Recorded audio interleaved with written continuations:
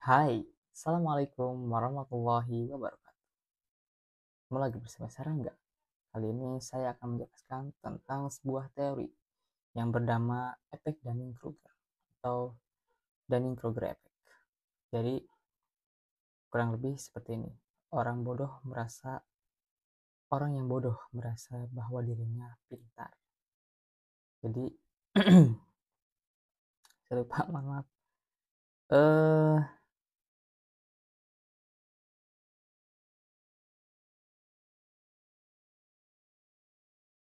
Orang yang tidak kompeten seringkali melebih-lebihkan kemampuan mereka.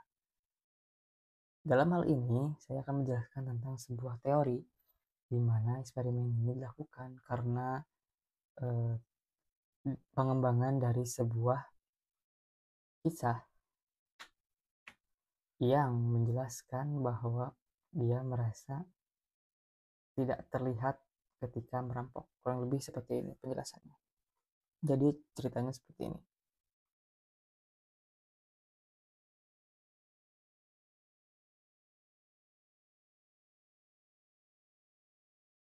Seseorang bernama Mr. Arthur Weller.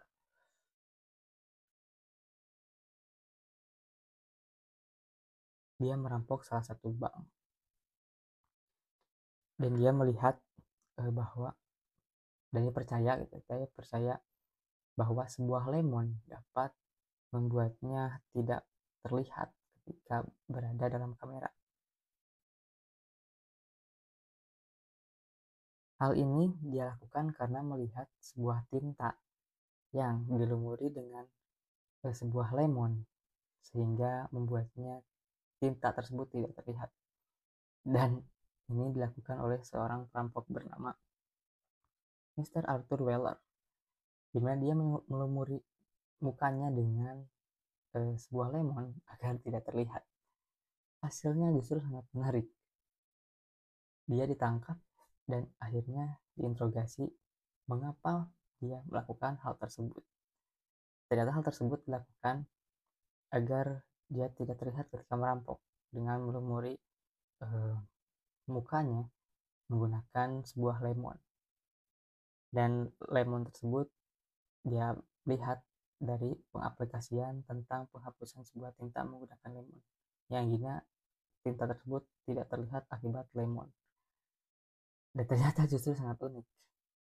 Hal ini mengapa dia lakukan dan menjadi daya tarik sebuah penelitian oleh dua orang expert dalam sebuah psikolog bernama David Dunning dan Justin Kruger. Mereka menjelaskan fenomena ilmiah berjudul A Skill and Unaware of It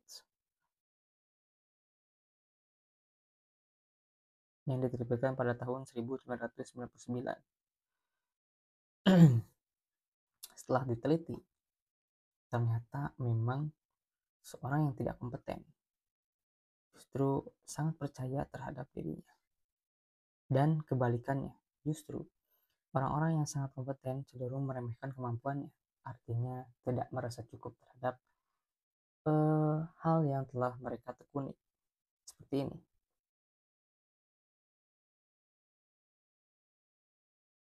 Ini lebih ke kepedean sih, atau narkistik mungkin, kalau misalkan jadi penyakit psikolog. Misal, dan kehidupan sehari-hari. Kita belajar dari YouTube, mungkin tutorial untuk membuat nasi goreng. Kita membuat suap nasi goreng dan hanya sekali membuat nasi goreng, lalu kita memberitahu orang lain bahwa orang lain salah. Cara membuat nasi goreng yang betul adalah seperti saya, yaitu misal menggunakan bahan-bahan yang A, B, C, D. Ternyata hal tersebut mungkin baru saja dia baru melihat dari YouTube satu kali dan baru praktek satu kali. Dan boleh jadi hasilnya ketika kita berbicara kepada orang lain karena kita merasa kompeten, lalu kita menjelaskan bahwa caranya harus seperti ini seperti itu, dan ketika diaplikasikan kepada orang lain mungkin rasanya bisa menjadi berbeda, dan faktornya ternyata mungkin akibat dari bukan dari resepnya yang salah tapi tentang takarannya yang salah. Bisa aja berasnya terlalu banyak, kecapnya terlalu banyak, ataupun ada sesuatu bumbu yang mungkin tidak sama mereknya, kurang lebih seperti itu. Tapi kenapa hal tersebut bisa terjadi? Artinya mereka hanya mengetahui informasi yang sedikit, mempunyai informasi yang kurang lebih belum belum mencukupi kapasitasnya. Dan justru kebalikannya, seorang yang kompeten itu dia meragukan atas apa yang dia kuasai. Contoh, ini sederhana aja dari pengalaman saya. Ada seorang yang saya anggap sebagai coach dalam boxing. Anehnya, justru mereka lebih eh, banyak sesi sharing dibanding latihan. Mungkin latihannya hanya bisa setengah jam, 1 jam, dan maksimal sampai 2 jam. Gak sampai sekeras itu dan gak sampai seberat itu. Tapi mereka lebih fokus ke teknik kombinasi dan teknik eh, combo, lalu tentang teknikal bagaimana cara-cara menggunakan cara-cara sparring yang benar dengan menggunakan kecerdasan dengan dengan strategi. Jadi tidak menggunakan kekuatan. Kekuatan itu adalah hal yang dimiliki oleh seseorang secara individu dan berbeda-beda secara dominasi.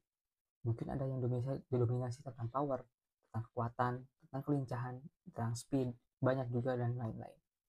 Nah, yang saya anggap coach ini, dia lebih merasa tidak kompeten terhadap dirinya sendiri atau merasa tidak expert dalam dirinya sendiri, atau justru lebih banyak bertanya dan lebih banyak berbicara tentang belajar kepada orang lain ketimbang mereka menjelaskan sesuatu yang mereka telah pelajari.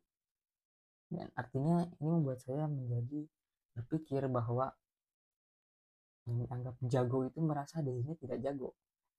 Yang merasa dirinya expert itu dia tidak akan merasa bahwa dirinya expert. Artinya dia sangat haus terhadap hal tersebut. Dan banyak di tokoh-tokoh Islam seperti Imam Syafi'i dan 4 mazhab yang lain, beliau sangat uh, memikirkan sesuatu keilmuan dan sangat kritis terhadap sesuatu tersebut. Bahkan ada yang sampai kalau jadi Imam Syafi'i memiliki riwayat sakit dimana dia kesulitan untuk duduk karena terkena ambeien, karena terlalu banyak mendengarkan ilmu.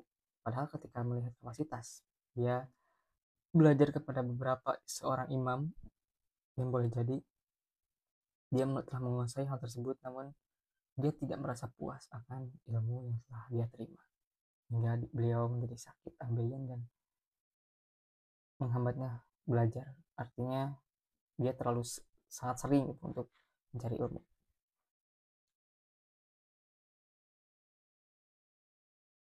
Dan justru orang kompeten memang seperti itu.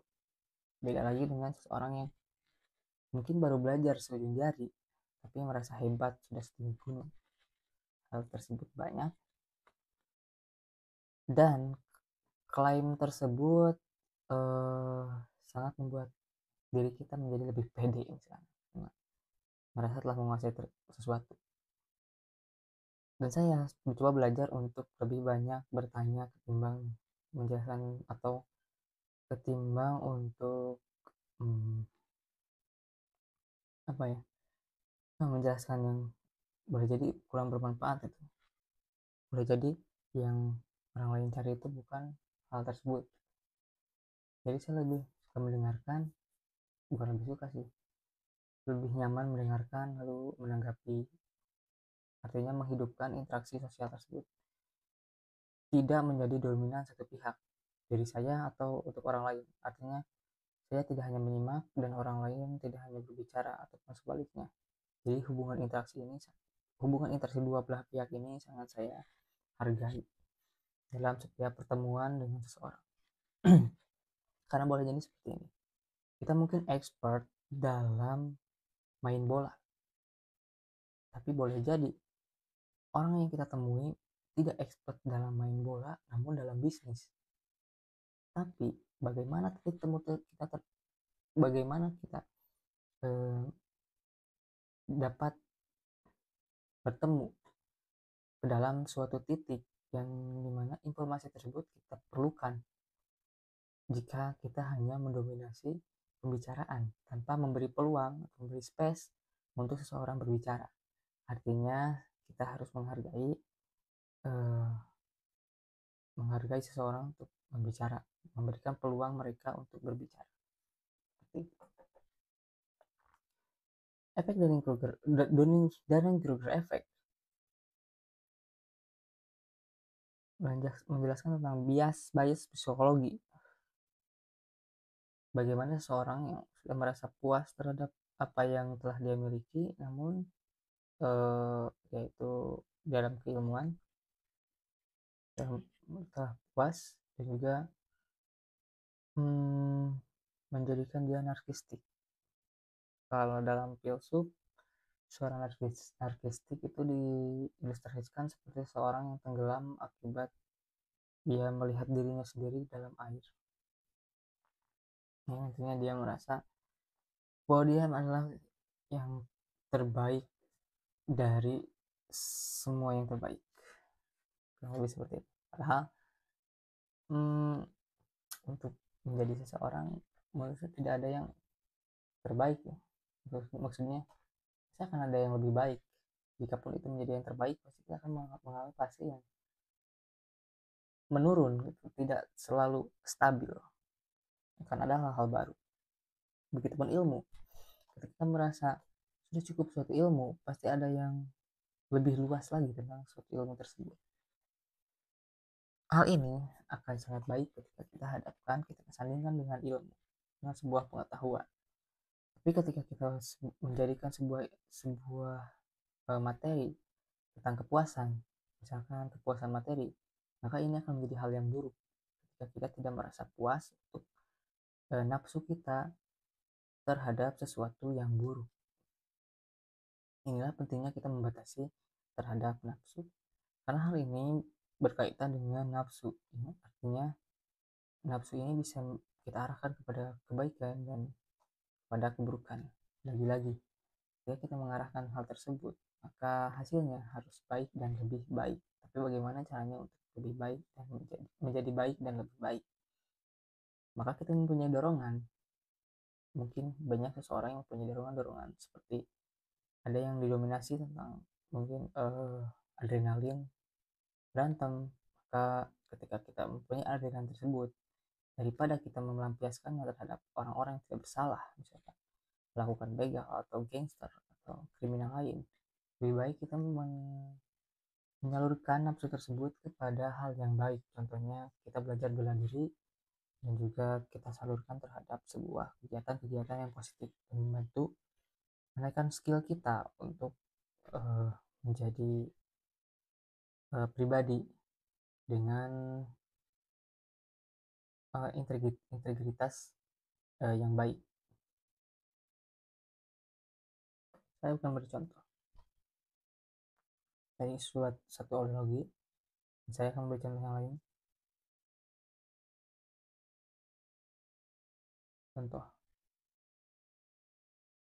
semua orang punya nafsu kepada lawan jenis. Ini kita jelasin tentang fitrah adanya dulu. Maksudnya untuk yang sebuah penyimpangan kayak sesama jenis, itu kita sampingkan dulu, karena menurut apa yang saya yakini, seseorang sudah fitrahnya menyukai lawan jenis. Cuman bedanya hal tersebut tentang mendominasi. Seperti seorang laki-laki yang mungkin dianggap sebagai menyerupai wanita, artinya dominan emosionalnya itu lebih banyak. Tapi kita harus membatasi atau menyalurkan hal tersebut.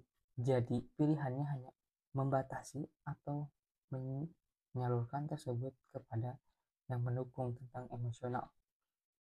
Jangan kita sandingkan dengan emosional tersebut sebagai standar seperti TikTok misalnya. Karena mungkin kita memiliki EQ atau kecerdasan emosional yang lebih di atas rata-rata, justru kita harus memanajemennya. Misal, ini berkaitan dengan hubungan interaksi emosional. Daripada kita mengikuti standar TikTok yang boleh jadi itu hanya mewakili sebagian apa yang kita tahu, apa yang kita mau, lebih baik emosional tersebut kita salurkan kepada sesuatu yang bersifat uh, emosional, hubungan gitu. Misal rata-rata kan bagus emosionalnya memiliki kepekaan yang luar biasa gitu terhadap interaksi. Mungkin kita bisa masukkan ke dalam uh, cabang ilmu itu psikologi, mungkin menjadi seorang psikolog atau psikiater, atau mungkin yang mohon maaf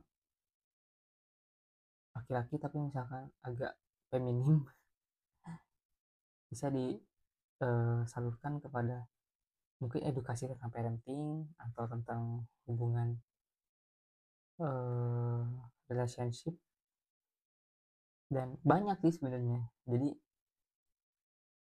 apa yang telah Allah berikan itu sudah Allah jelaskan tentang sebuah fitrah-fitrahnya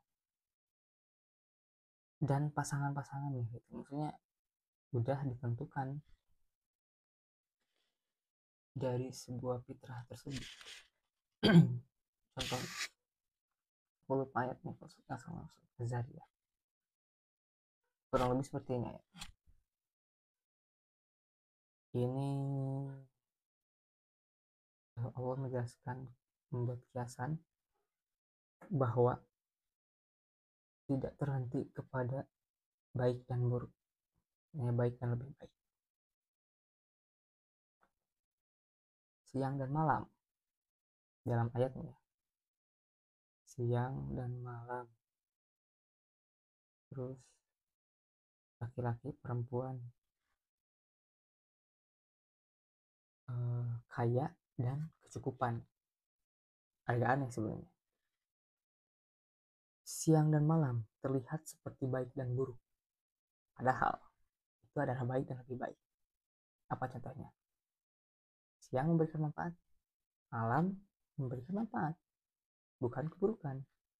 Artinya saling melengkapi. Jadi siang baik, tapi ketika disandingkan dengan malam, siang dan malam memiliki sebuah kesinambungan atau hubungan menjadi kebaikan juga sama. Ya, artinya siang baik, malam pun baik gitu, ketika disandingkan. Dan juga laki-laki dan perempuan seperti dua kutub yang berbeda antara laki-laki dan perempuan, tapi pada faktanya justru laki-laki dan perempuan itu saling menguatkan dan saling berkontribusi tentang sesuai fitrahnya, sesuai tugasnya masing-masing. Dan di akhir ditutup dengan kekayaan dan kecukupan. Tapi kenapa nggak kemiskinan? Nah, dalam ini maka hal tersebut menjadi tidak menjadi hitam dan putih antara siang dan malam, laki-laki dan perempuan. Artinya bukan baik dan buruk, tapi baik dan lebih baik. Siang dan malam jika disandingkan menjadi baik dan menjadi lebih baik. Laki-laki dan perempuan disandingkan menjadi lebih baik dan menjadi lebih baik. Miskin dan kecukupan, artinya Allah sudah menjamin rezeki tersebut. Kaya dan kecukupan, artinya Allah sudah menjamin hal tersebut. Kaya itu bukan miskin, tapi kecukupan. Artinya di sini yaitu tentang rasa syukur bahwa dalam kecukupan, bahwa dalam ketiadaan mungkin dalam ekonomi, krisis atau ekonomi, maka itu adalah hal yang perlu kita syukuri, rasa cukup yang perlu kita syukuri. karena justru itu bukan kemiskinan, tapi Allah telah mencukupi. Hanya saja mungkin kita tidak melihatnya ke bawah, tapi ke atas. Tapi ketika kami melihat ke bawah, maka ketika merasa kita paling buruk, justru ada yang lebih buruk. Merasa kita tidak beruntung, ada yang lebih tidak beruntung. Merasa kita belum baik, ada yang lebih tidak baik. Yang penting kita bersyukur atas apa yang ada dalam diri kita, tidak menjudge, tidak mencaci maki apa yang ada di bawah kita. Justru itu menjadi bahan stimuli untuk kita bersyukur. Apalagi tentang rezeki. Rezeki adalah Allah yang telah jamin. Jika kita mendapatkan suatu kegagalan, justru itu menstimuli kita untuk mencoba hal lain. Mungkin saja hal tersebut mendongkrak kita untuk menjadi lebih baik. Oke, daripada kita jadi kemana-mana, tapi intinya efek Dunning-Kruger di sini itu narsistik. Sifat narsis atau sifat merasa puas terhadap sesuatu yang boleh jadi kita belum expert dalam bidangnya. Mengikuti seminar sekali tapi berasa menjadi seorang expert misalnya. Banyak kok hal yang kayak gitu. Terus ini saya akan fokus ke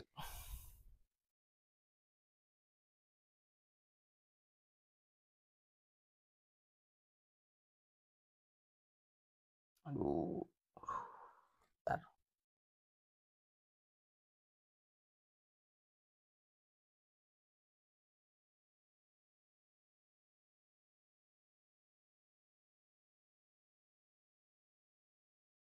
lupa.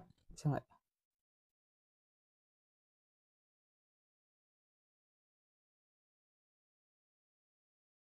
Nggak bisa. Bentar. Jadi mungkin kalau lebih seperti itu tentang efek Dunning-Kruger. Tentang Dunning-Kruger efek. Hal penting di sini adalah uh, bahwa kita harus memahami sesuatu secara kritis. Apalagi di era informasi yang banyak seperti sekarang. Kita harus mengkonfirmasi ulang apa informasi yang telah kita terima. Informasi yang boleh jadi mungkin bisa menjadi hoax, mungkin belum tentu kebenarannya, yang artinya kita perlu belajar dari sumber yang lain. Jadi kecuali kita memang tidak menjadikan suatu informasi tersebut sebagai hal yang penting, kayak mungkin lelucon atau sebuah jokes, maka hal tersebut bisa kita skip atau bisa kita lupakan. Namun ketika kita mendapat informasi dan ingin menyampaikannya kepada orang lain atau men-sharingkannya kepada orang lain, maka kita harus mencari sumber-sumber lain dari hal tersebut. Jangan sampai nih kita menjelaskan sesuatu hanya dari satu sumber yang belum tentu jelas tentang uh, keasliannya. Kurang lebih seperti itu. Oke, karena takut kepanjangan, semoga dimengerti. Mohon maaf atas kesalahan dan kekurangannya. Saya Rangga. Terima kasih. Wassalamualaikum warahmatullahi wabarakatuh. Mohon maaf, mohon maaf tadi ada yang tertinggal, yaitu surat Al-Kahfi. Allah Subhanahu wa taala berfirman, Bismillahirrahmanirrahim, yaitu orang-orang yang sia-sia perbuatannya dalam kehidupan dunia, sedangkan mereka mengira telah berbuat baik sebaik-baiknya. Artinya dia mengira bahwa mereka merasa cukup dengan melakukan kebaikan. Padahal kebaikan tersebut mungkin saja itu hanya prasangka kita. Yang dimana kita sudah merasa baik, padahal belum bisa lebih baik, belum memaksimalkan kebaikan kita. Dan hal tersebut Allah sebutkan dalam surat Al-Kahfi ayat 104, yaitu perbuatan yang sia-sia. Artinya kita harus mengkonfirmasi ulang tentang kebaikan-kebaikan yang mungkin telah kita sampaikan. Terima kasih. Mohon maaf atas tertinggalnya tadi suatu ayat. Saya lupa dan baru teringat. ayat yang mungkin relate dengan Dunning Efek Kruger, yaitu tafsir Quran Surah Al-Kahfi ayat 104, yaitu orang-orang yang sia-sia perbuatannya dalam kehidupan dunia, sedangkan mereka mengira telah berbuat baik sebaik-baiknya. Terima kasih. Wassalamualaikum warahmatullahi wabarakatuh.